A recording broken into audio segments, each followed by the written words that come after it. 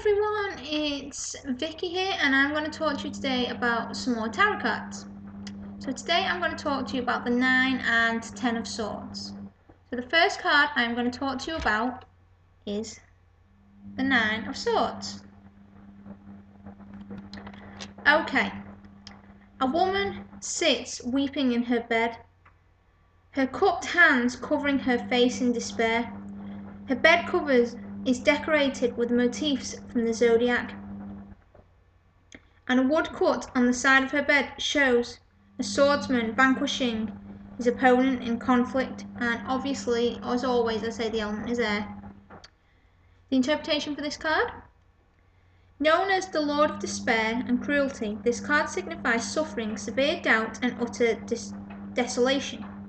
Although the card is primarily associated with the loss of a loved one through injury or illness, it can also refer to separation in a more general sense. It may also mean that you are taking on the burdens of others, irrespective of whether you are capable of solving their problems or not. In drawing this card, you may also be experiencing a feeling of personal shame which needs to be acknowledged and resolved. So for this card, I'm going to do the reverse meaning. This is the card. Yep. You have received good news relating to a loved one. The future holds hope and reassurance. Now there's a self-development lesson.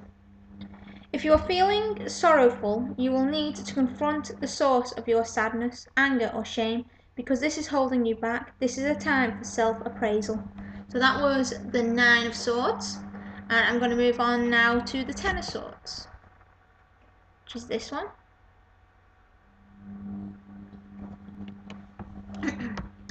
A man lies dead on the ground, fatally wounded by 10 swords that have been stabbed into his back. The dark and gloomy sky overhead heightens the feeling of tragedy. The figure of the dead man's right hand are bent over and touch each other in a ritual gesture suggesting completion. Now the interpretation for this card: although this card seems at first to suggest violent death, it is more about deep and profound loss. If you draw this card, you may be well feeling that all is lost in your work or in personal relationships. Perhaps the hatred and suggestion you are experiencing from other people is overwhelming.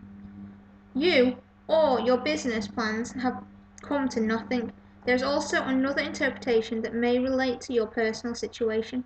Perhaps a part of you has just died, but you are now opening to something new and inspirational.